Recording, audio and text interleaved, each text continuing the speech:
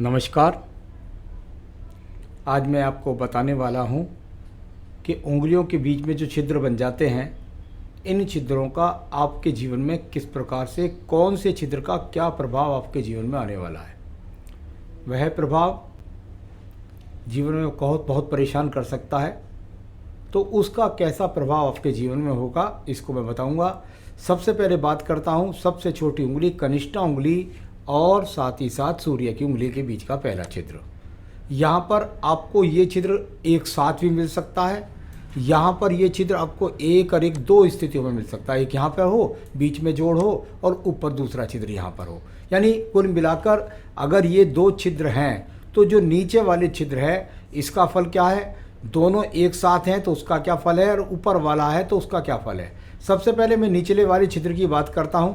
अगर नीचे वाला छिद्र आपकी उंगलियों के बीच में है तो यह छिद्र आपके जीवन में आपको लगातार धन कमाने के लिए बहुत मेहनत कराएगा। यानी यहाँ धन का कारक उंगली और सूर्य का जो इनका आपस का कॉम्बिनेशन शोध है वह बताता है कि यदि यह छिद्र आपके जीवन के अंदर है तो धन कमाने के लिए आपको बारंबार नौकरी का परिवर्तन का सामना या कुल मिलाकर बहुत भागदौड़ करने के बाद में धन की प्राप्ति होती है।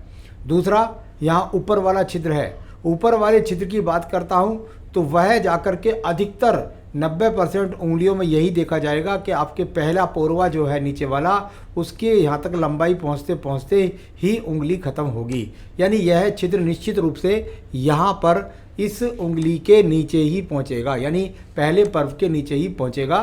तो जब इस प्रकार का छिद्र यहाँ पर आपके जीवन में होता है तो यह पर्व होता है कि आप अपने बड़ बोलेपन की वजह से आप किसी भी जगह नहीं ठहर पाते हैं। आपको बात बात में अपनी बात का यश का बखान करना, जेब में 5 रुपए नहीं होते और बखान करते हैं लंबे लंबा, मेरे पास ये है, मैं ऐसा कर दूंगा, मैं वैसे कर दूंगा। और आखिर में ये होता है कि जब कुछ होते नहीं तो उस जगह पे, नौकरी पे या व्यवसाय में जिस व्यक्ति के पास जा रहे हैं उससे झगड़ा हो जाता है और सम्मान और धन खोता है। आइए बात करता हूँ मैं दूसरे उंगली के बारे में। और यहाँ पर अगर आप देखेंगे तो यह मिलेगा आपको, यह छिद्र आपको शनि और अनामिका की उंगली के बीच में, यानी मध्यमा और अनामिका की उंगली के बीच का यह छिद्र जो ऊपर वाला छिद्र है, अगर मैं उसका पहले वर्णन करता हूँ तो यह छिद्र बहुत खतरनाक है। इस छिद्र की स्थितियों में व्यक्ति को कर्ज का सामना करना पड़ता है। व्यक्ति पर कर्ज की स्थिति कितने भी परिश्रम करने के बाद लगभग बनी रहती है। बहुत भागदौड़ करते हैं और अपने जीवन के अंदर भागदौड़ के बाद भी उनको धन की स्थितियों में कर्जे का सामना, धन की स्थितियों में पैसे खोने का सामना, पैसा अटक जाने का सामना, इस तरह से संघर्ष बना रहता है। नीचे वाले छिद्र की अगर मैं बात करता हूँ तो यह छिद्र आपके जीवन में जाना जाता है कि आप अपने भौतिक सुख संसाधन के लिए संघर्ष कर रहे हैं।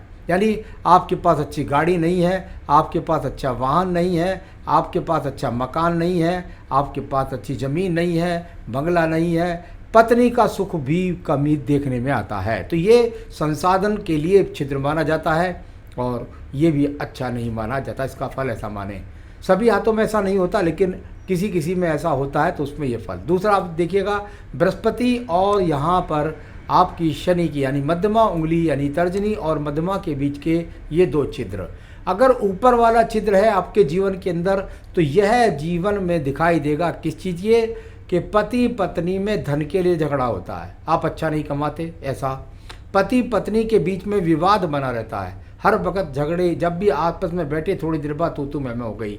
या ऐसे व्यक्ति की का अपनी पत्नी की तरफ रुझाव कम होता है और पति का पत्नी की तरफ रुझाव होता है। कुल मिलाकर एक दूसरे के बैरी होते हैं, झगड़ा झंझट करते रहते हैं, बहुत खराब स्थिति होता है कि ये मेल मिलाप पहुँच जाता है। नीचे वाले छिद्र की बात करता हूँ तो यह पर्व मध्यमा और तर्जनी उंगली के बीच का छिद्र, यह भी व्यक्ति के जीवन के अंदर उत्तम नहीं माना जाता। जब इसकी बात करते हैं और यहाँ पर ये स्थिति देखी जाती है तो मैं इसको कहता हूँ कि व्यक्ति के जीवन के अंतर्गत यह छिद्र वह छिद्र है जिसके कारण आपको सामना करना पड़ेगा संतान का देर से होना, विवाह का देर से होना, यहाँ धन की एक रूपता का न बना होना, संसाधनों में कमी का सामना होना, इस प्रकार से जाना जाता है। तो जहाँ इतनी सारी स्थितियाँ हैं ये छिद्रों की जो परेशान करती हैं, तो अगर सभी उंगलियों में बन जाए या कुछ उंगलियों के बीच में बन जाए तो इसका उपाय क्या करे। व्यक्ति परेशान हो जाता है कि मुझे ऐसी स्थितियों का उपाय, क्योंकि तो सारे जीवन का छिद्र हो गया और ये सब सारी उम्र ये छिद्र रहेगा, तो मैं अपनी स्थितियों को कैसे संभाल पाऊंगा। ऐसे व्यक्तियों को अपनी पूजा के अंदर प्रतिदिन श्री राम रक्षा स्रोत का पाठ करना चाहिए। प्रतिदिन श्री राम रक्षा स्रोत का पाठ करना चाहिए। ऐसे व्यक्तियों को संकट नाशन गणेश स्रोत का पाठ करना चाहिए।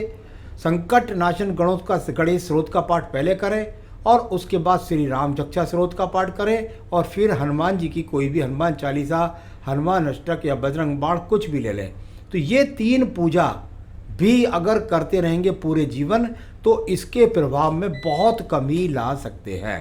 तो ये इस तरह की स्थितियों का यहाँ पर मैंने आपको उपाय भी बता दिया है। तो आगे भी मैंने एपिसोड पर आता रहता हूँ, आपको जानकारी देता रहता हूँ।